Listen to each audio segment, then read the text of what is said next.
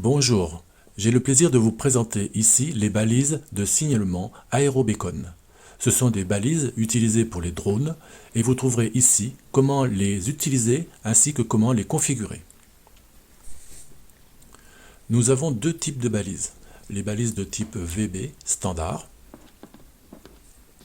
ainsi que les balises de type VB avec indicateur de niveau batterie, comme je vous les présente ici.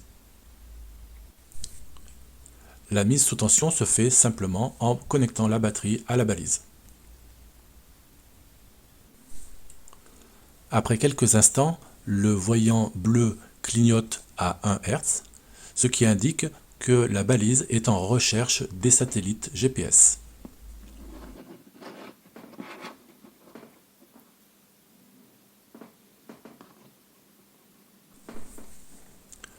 Après quelques secondes, si vous êtes à l'extérieur d'un bâtiment, la LED bleue devient fixe avec quelques petits clignotements, ce qui indique qu'elle capte suffisamment de satellites pour détecter la position de la balise.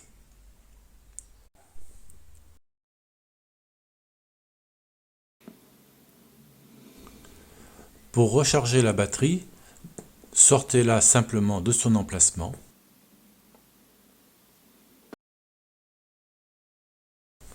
Puis connectez-la au mini chargeur USB.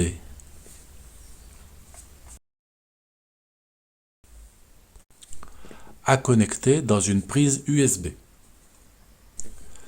Pour la configuration, vous allez devoir vous connecter en Wi-Fi à la balise à l'aide d'un navigateur. Sur un PC par exemple, faites apparaître la liste des réseaux Wi-Fi et sélectionnez celui qui commence par balise DGAC.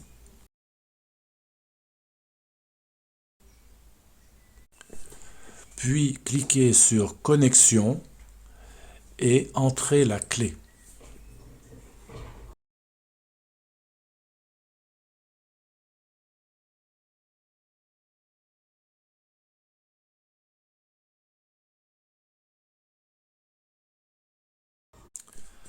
Après quelques secondes, votre PC ou équivalent sera connecté au réseau Wi-Fi de la balise.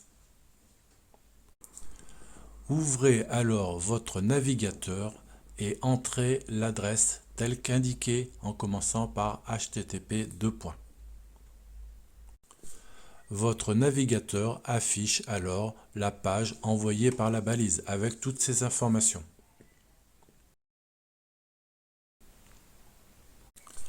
Cliquez sur Config pour entrer dans la page de configuration de la balise. En mode configuration, le voyant LED de la balise clignote à 2 Hz.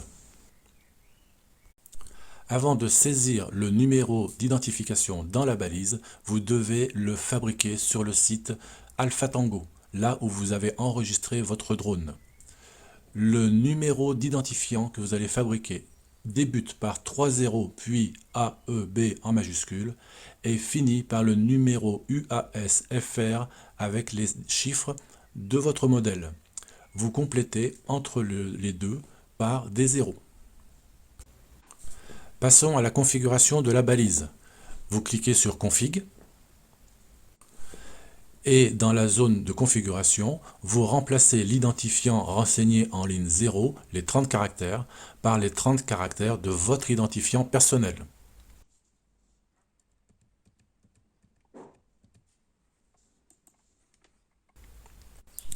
Cliquez sur Sauver. Une ligne avec la date de la configuration est archivée. Si tous les renseignements sont corrects, le message OK est affiché et le numéro d'identification de votre balise apparaît sur la ligne d'en-tête. En cas d'anomalie sur le nombre de caractères saisis de l'identifiant, un message d'erreur apparaîtra après avoir cliqué sur Sauver.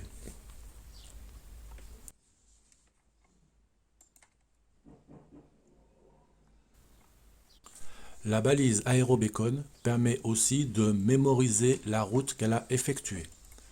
Pour cela, cliquez sur Config, allez sur la ligne 9 et renseignez le champ avec les caractères CSV, qui est aussi le format du fichier qui est enregistré. La page principale affiche alors un nouveau bouton Trace GPS. Dans cette page de trace GPS, en cliquant sur le nom du fichier, vous allez le télécharger sur votre PC par exemple. Je vous rappelle que la configuration de la balise est obligatoire et sous votre responsabilité. Vous ne devez pas utiliser la balise sans l'avoir configurée.